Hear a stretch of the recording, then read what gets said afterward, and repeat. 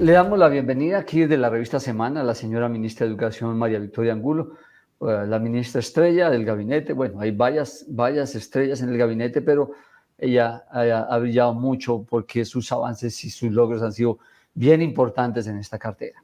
Y la estamos invitando para compartirle a los colombianos una reflexión, una manera de análisis sobre lo que está pasando, sobre lo que irá a pasar en el 2022 con la educación.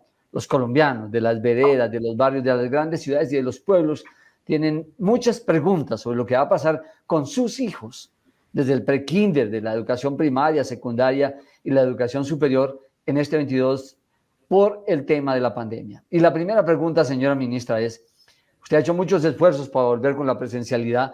La primera pregunta es, ¿van a tener los colombianos, los estudiantes colombianos, plena presencialidad comenzando ya las primeras semanas del 2022? Bienvenida, ministra. Bueno, muchas gracias, Edulfo. Un saludo a usted y a todos quienes están conectados en este espacio. Lo primero es reconocer el esfuerzo del año anterior, como usted bien lo dice.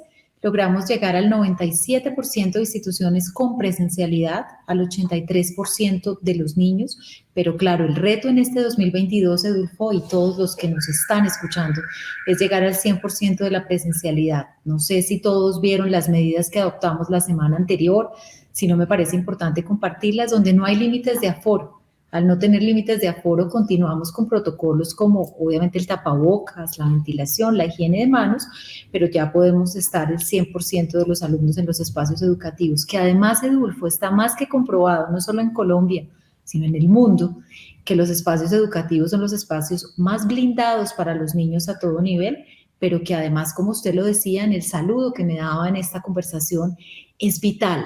Yo creo que, como dice la directora de UNESCO siempre, una frase que menciona y que a mí me parece que es muy diciente para la sociedad: los colegios tienen que ser los primeros en abrir y los últimos en cerrar. Y en esta etapa de la pandemia, como lo ha dicho el ministro de Salud, por el avance de la vacunación, por la disponibilidad de vacunas para maestros, para estudiantes, para la comunidad en general, están dadas las condiciones para tener este regreso pleno y para, seguro un tema que usted me preguntará más adelante, Dulfo, concentrarnos en temas de calidad, de cierre de brechas, de aceleración de aprendizajes. Entonces es un año con presencialidad y es un año donde invocamos mucho, Edulfo, el trabajo con las familias. Sabemos que hay temores, a veces hay desinformación, pero como lo ha dicho el ministro de Salud y el comité científico, están dadas las condiciones para poderlo hacer. Y le doy ejemplos: Europa, Estados Unidos, distintas latitudes, incluso en los peores momentos, siempre han privilegiado tener abiertas las instituciones educativas. Entonces yo creo que son lecciones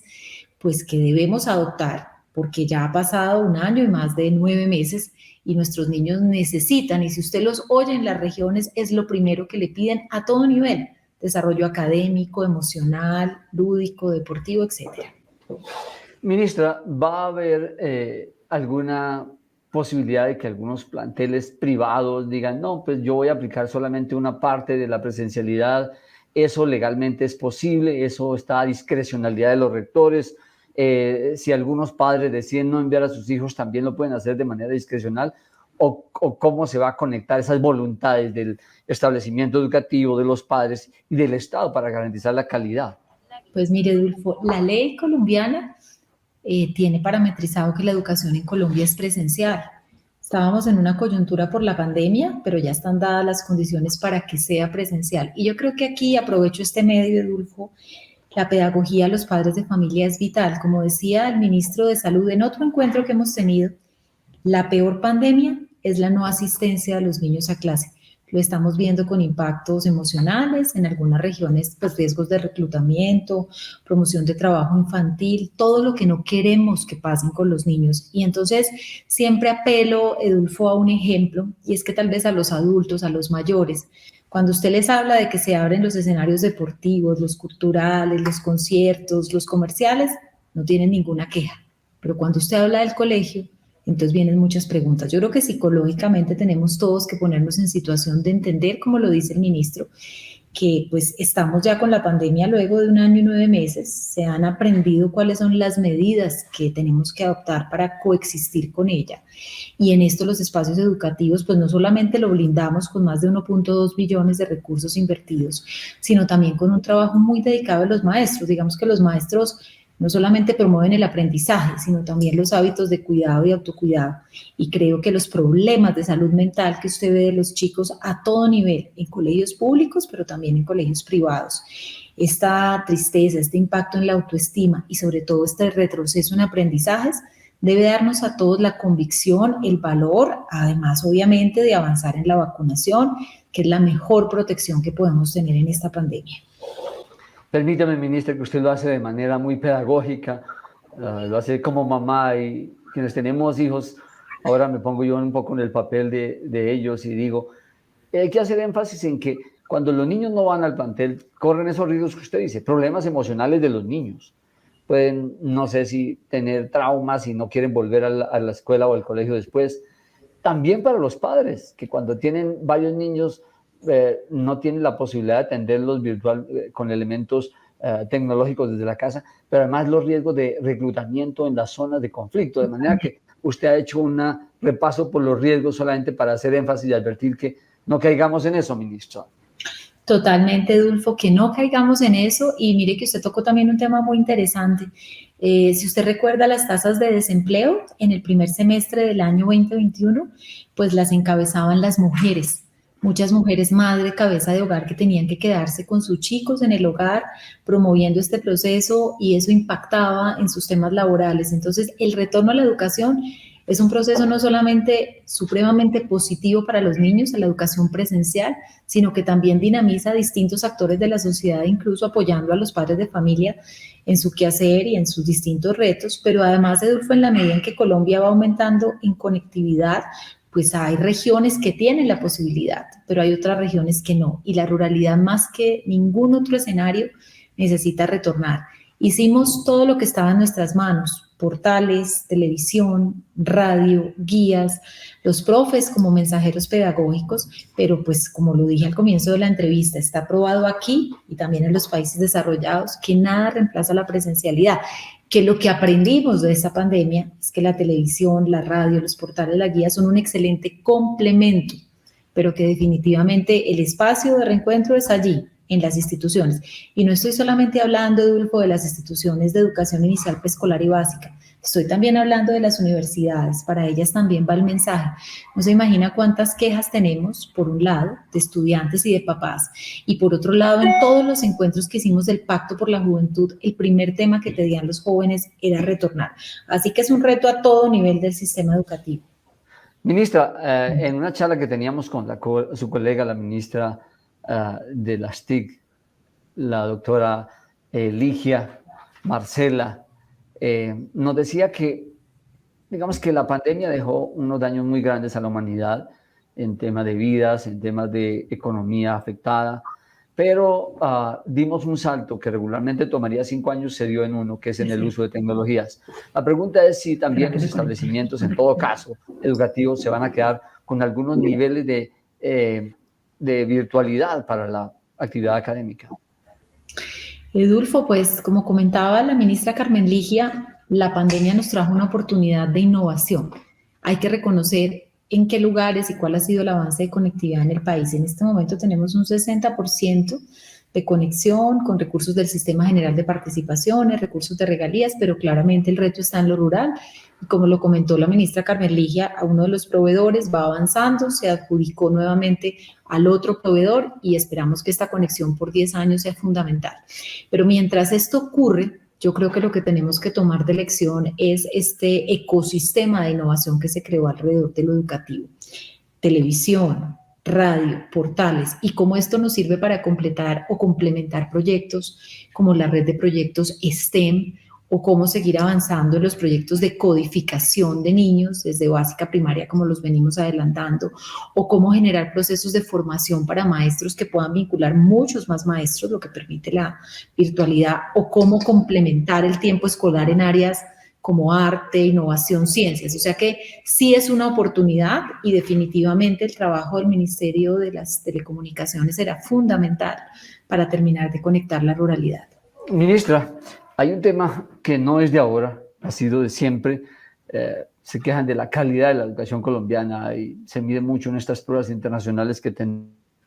Ya para la recta final de este gobierno y de su gestión en el Ministerio de Educación, ¿qué tiene por ahí pensado, planeado para trabajar en la calidad de la educación, que es un tema que sé que tiene en su agenda del 2022? Pues muy pertinente la pregunta, Adolfo, porque arrancamos esta conversación. Usted me preguntaba, ¿vamos a volver a la presencialidad? Claro que sí. Y tenemos que volver con un objetivo claro en materia de calidad. Los resultados, si usted los mira desde el año 15, 16, 17, etcétera, no se ve un mejoramiento significativo. Habían desafíos en materia de aprendizaje, si lo sabían en lectura, en matemáticas y ciencias, lo sabíamos y estábamos intencionando pues toda una estrategia de calidad. Llega la pandemia, lo que ocurre es que ahonda estas inequidades en aprendizajes y definitivamente el 2022 tiene que ser un año donde trabajemos una estrategia armónica que se denomina Evaluar para Avanzar y que tiene varios componentes al interior. Fortalecimiento de escuelas, de secretarías y de rectores, porque son las capacidades generadoras del cambio.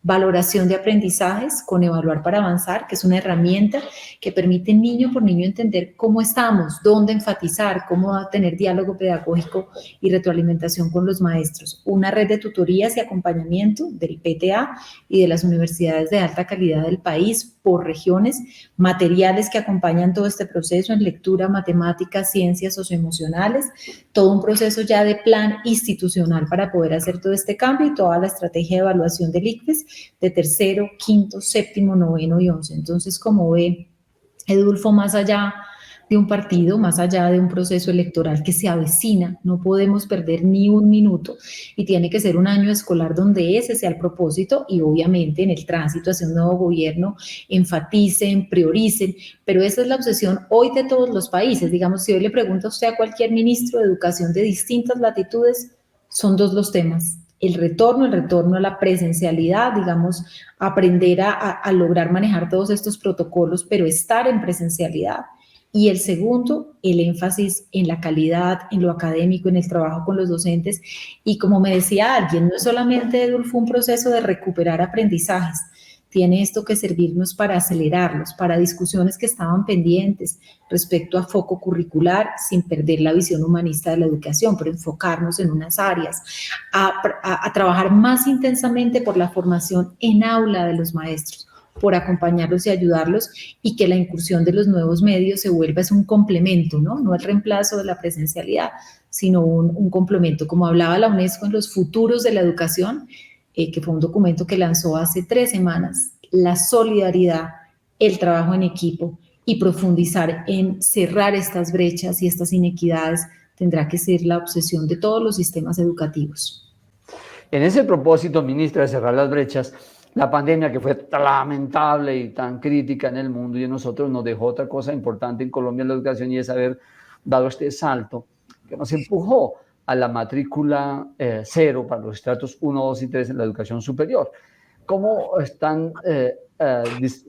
cómo se han dispuesto las cosas para atender en este primer semestre esa demanda? ¿Cuántos estudiantes vamos a tener gracias a estos recursos del Estado en educación gratis para estos estratos, ministra?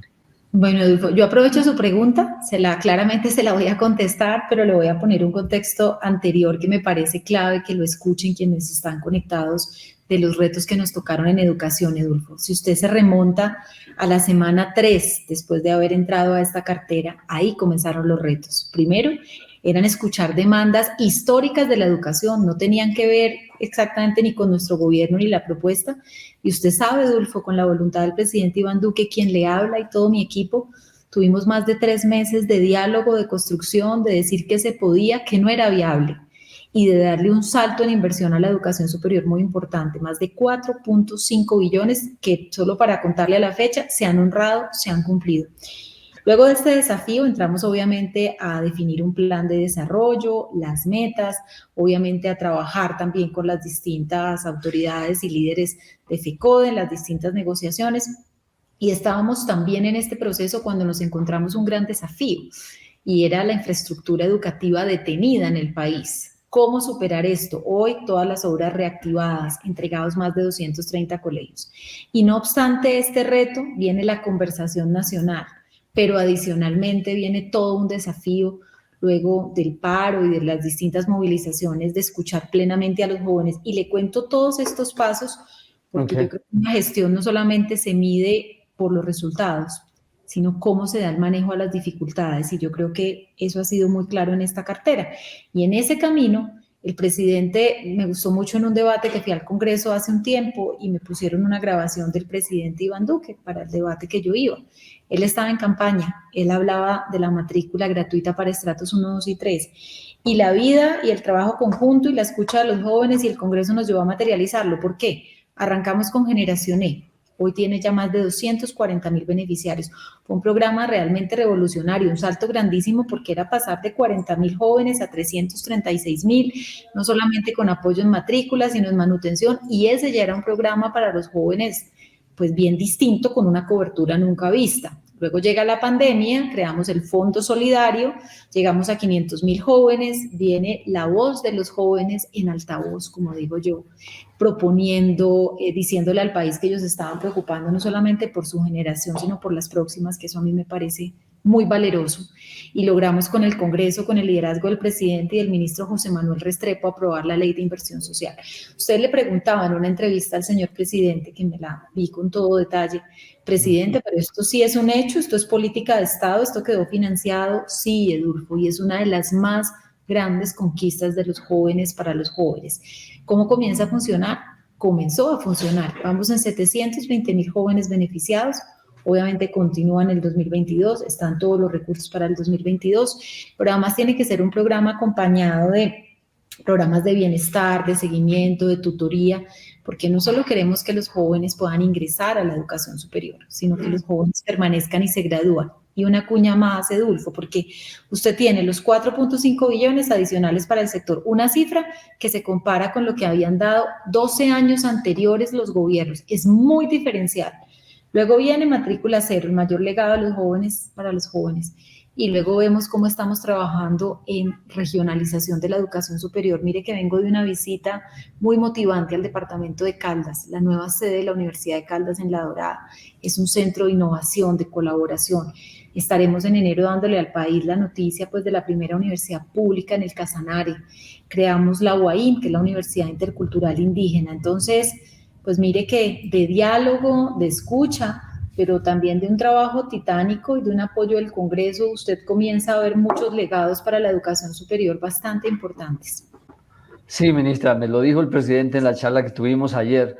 Estaba muy contento porque, claro, ha habido muchas cosas, pero él lo había mencionado desde la campaña, como en efecto lo dijo, y ese es un logro muy importante en el tema de la educación. Ministro, durante muchos años, me acuerdo cuando su padre fue ministro de Educación también, el doctor Angulo, toda la vida hablando de falta de cupos en los colegios y en las escuelas públicas. ¿Cómo estamos este año que comienza 2022 en materia de cupo? Ya hablamos de calidad, es parte de la tarea que usted va a hacer en el 22.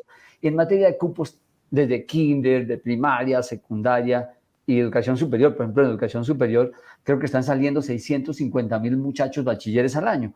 ¿Cuántos se están quedando por fuera? Cupos, ¿cómo estamos para el año entrante, ministra?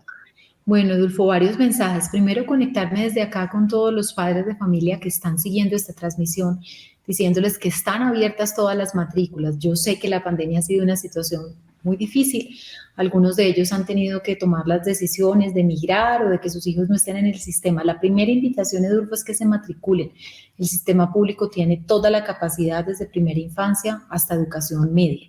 Para darles cifras, metas, cupos, ¿qué nos propusimos y vamos a llegar a estas metas? 2 millones de niños atendidos integralmente en primera infancia con el ICBF y toda la coordinación de la CIPI, que es la Comisión Intersectorial de Primera Infancia. Una meta de 20% en jornada única, que es un camino que tendrá que seguir trabajando el país, porque es lograr las condiciones para más y mejor tiempo escolar, con énfasis en ciencias, en deporte, en competencias STEM. Unos jóvenes, ahora que usted me hablaba de los bachilleres de grado 10º y 11, que llegaremos a 650.000 con doble titulación, un título de habilitación académica y un título de habilitación laboral. Y todo el programa Generación E y el programa de gratuidad.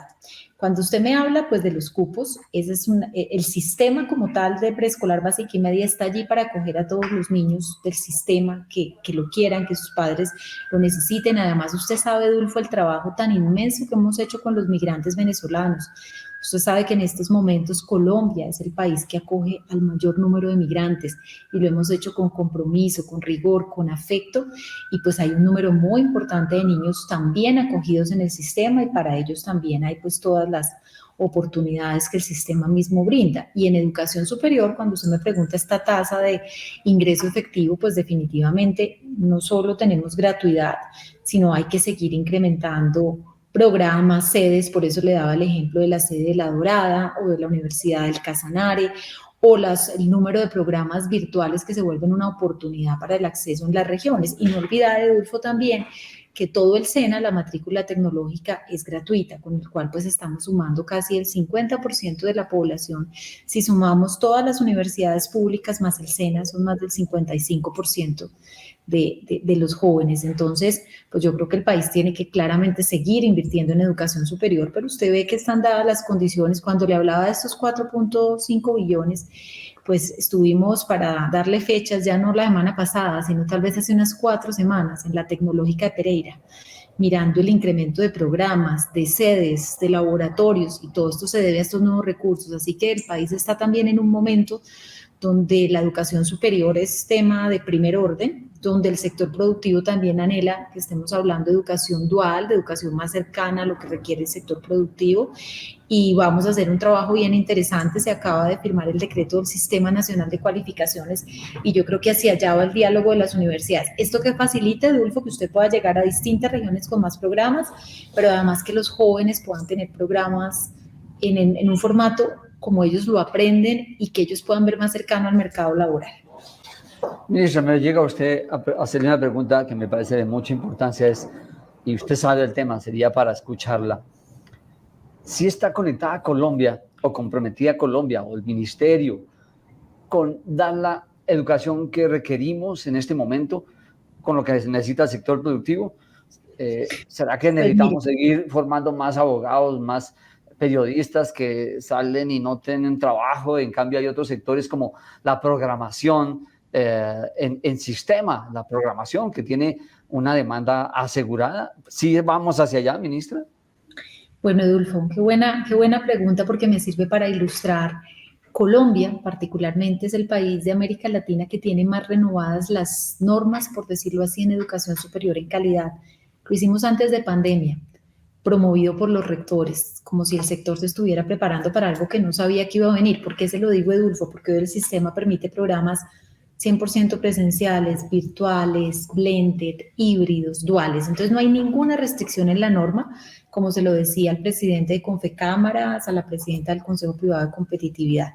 Estamos listos para tener un trabajo más cercano al sector productivo, para que el sector productivo pueda tener laboratorios también de formación. Cuando usted habla de educación dual, no es una pasantía, no es una práctica, es formación también en las empresas. Y obviamente para trabajar en áreas como cuarta revolución industrial, para trabajar todo el tema artístico, desarrollo sostenible, desarrollo agrícola, el tema medioambiental, que es un tema de primer orden en la agenda. Yo creo que las universidades, además, en este tiempo de pandemia, hicieron una inversión muy fuerte en tecnología, pero también en renovación curricular.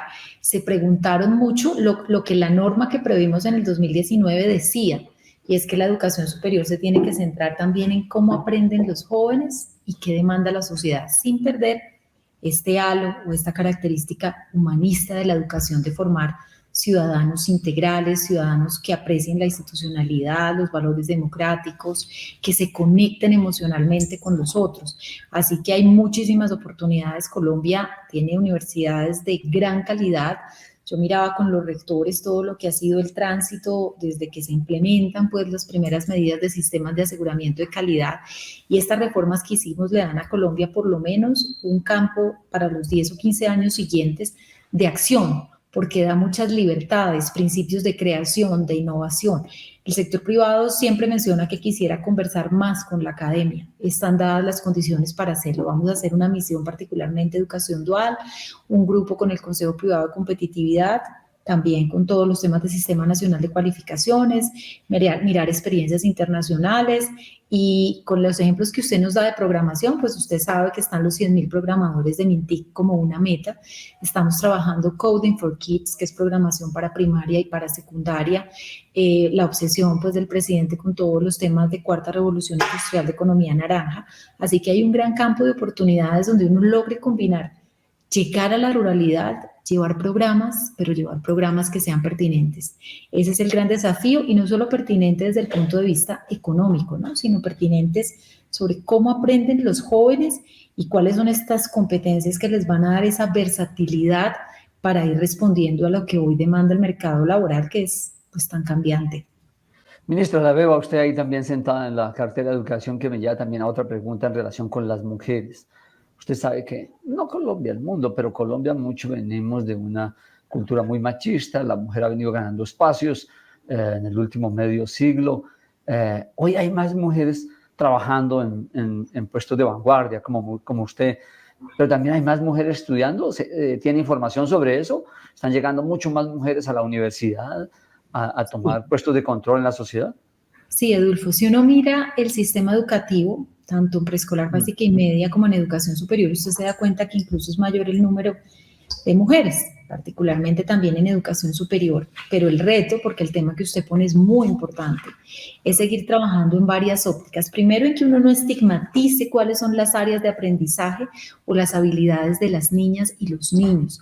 Cuando uno habla de competencias STEM, y estamos haciendo un proyecto justamente con mujeres, niñas, jóvenes STEM, es para dejar ver que las mujeres se pueden destacar en ámbitos de lectura y escritura, pero también en ámbitos matemáticos, científicos y de todos los niveles, que ellas sientan que tienen las capacidades de ser lo que quieran ser y que el sistema sí lo va a entender. Por otro lado, en educación superior, usted ve también un número de matriculados mayor en las jóvenes, entonces el reto lo ve usted en el mercado laboral, ¿no? En cómo lograr, nosotros tenemos un observatorio laboral que le deja ver salarios de enganche, pero toda esta conversación que está generando la Consejería de la Mujer, la vicepresidenta, el Ministerio de Trabajo, este sello de equipares, por ejemplo, de las empresas, de lograr tener más mujeres líderes, pues esto va allanando el camino, lo mismo que el trabajo con las mujeres campesinas, que son líderes en producción, líderes de sus familias, que anhelan tener emprendimientos y vocería a nivel regional. Yo creo que todas las carteras y los espacios tenemos que estar volcados a dar estas garantías, pero además a condenar todas las formas de violencia y discriminación contra la mujer. Esto lo hemos venido trabajando también con los protocolos, con las universidades. Creo que era un tema que estaba pendiente en agenda. Ya se están poniendo en práctica, son temas que no se pueden tolerar y que tienen que ir de la mano de esta apertura y liderazgo de las voces femeninas en distintos espacios, política, academia, liderazgo empresarial. Yo tengo un sector que en preescolar básica y media pues es particularmente femenino, son muchas más las maestras, las directivas.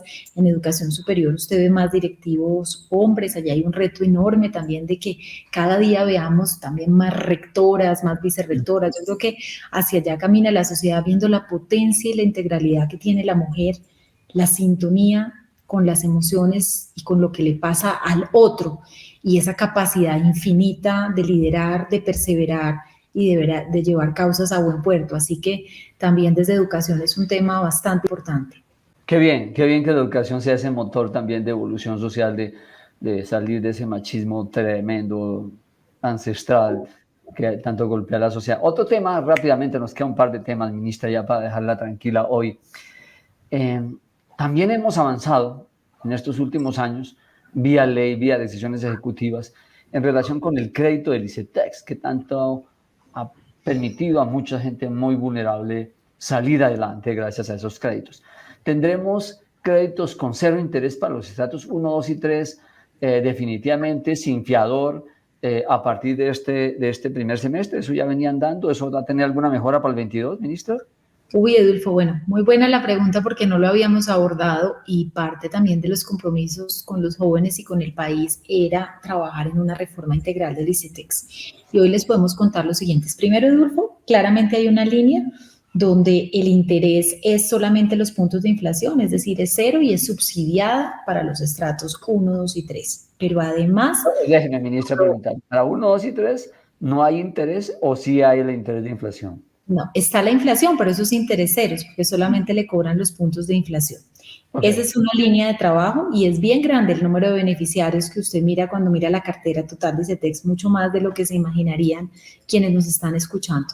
El otro reto, y eso le cuesta pues al gobierno una inversión bastante importante porque nosotros pagamos ese diferencial de esa tasa de interés. El segundo fue reducir la tasa de interés, lo van a comenzar a ver en el 2022 porque cambiaron las fuentes de fondeo del ICETEX. El ICETEX para los que ya tenían créditos, para los créditos que ya venían. Para los que ya tenían, para los nuevos, hay un cambio en las tasas y ellos pueden además replantear como la figura misma del crédito. ¿Y por qué se da? Porque el ICETEX Edulfo comenzó a emitir bonos sociales, es decir, a encontrar otras formas de financiación donde el costo del dinero sea menor, con lo cual usted parte de una tasa menor de interés. ¿Y por qué le digo que fue lo interesante de hacerlo así, Edulfo? Porque es que uno puede hacer promesas de tasas de interés porque se oiga bien. Pero lo importante es que usted tiene que valorar cuál es el costo del dinero que tiene el instituto para realmente prestar a la menor tasa posible, pero que el instituto financieramente sea sostenible. Además de esa medida viene otra que usted mencionó y es no necesitar codeudor. Esa se hizo viable, ya la conocen los jóvenes. Eso ya funciona, ministra, porque crédito, más ya difícil que conseguir plata es conseguir quien le sirva a uno de fiador. Le salen corriendo hasta la familia, ministra. Total, Edulfo, ya funciona y hay un fondo justamente para reemplazar este codeudor.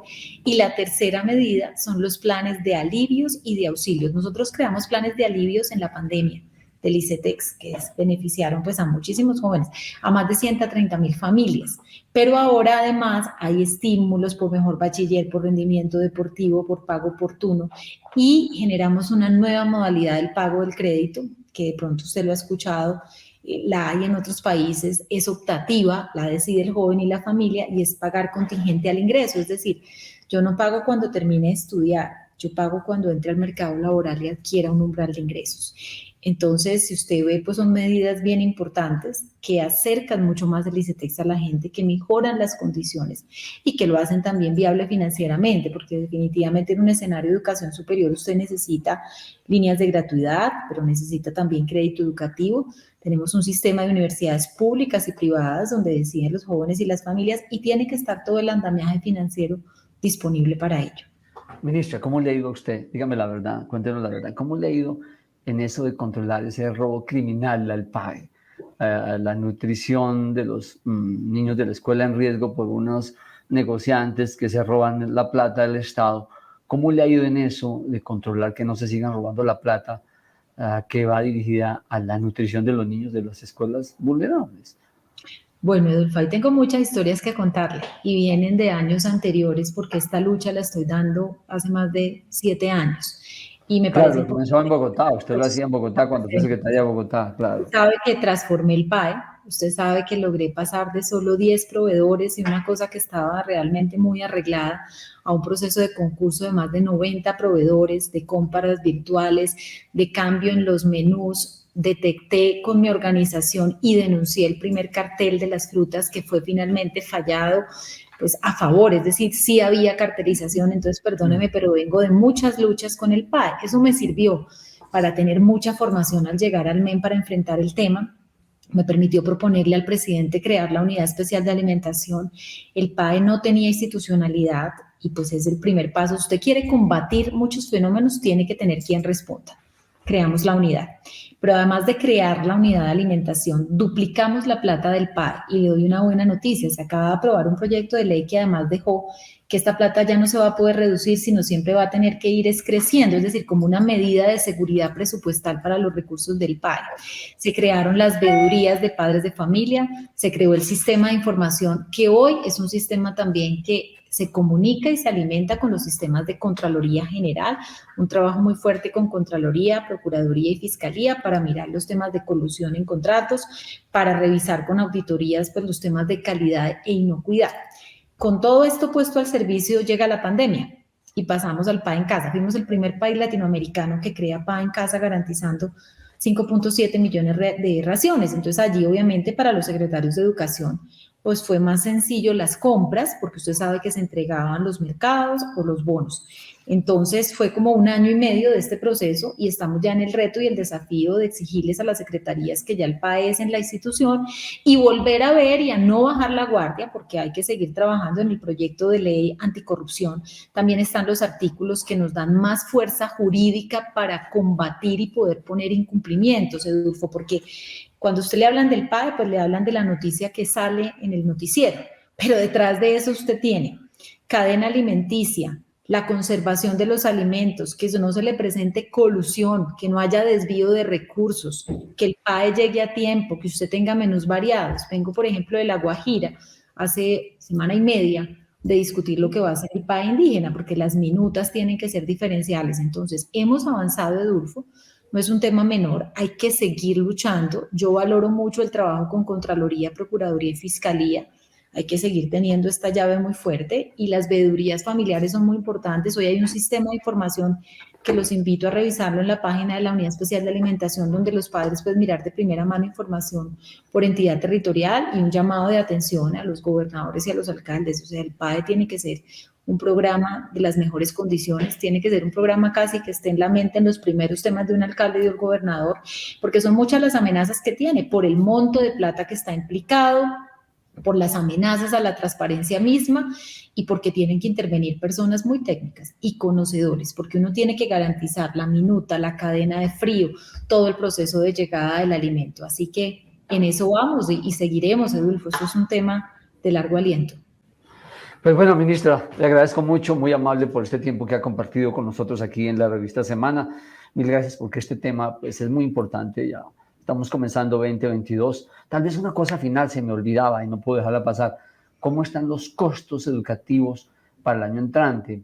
Con el aumento en el salario mínimo del 10.07%, muchos costos estaban indexados al costo de salario mínimo. Algunos costos educativos van a tener que frenarlos para que no se peguen esa disparada en las escuelas y colegios, ¿o no, ministra? Sí, sí, señor. Nosotros sacamos una resolución de costos hace más o menos 1 mes y medio. Con esa se rigen lo que son los colegios privados.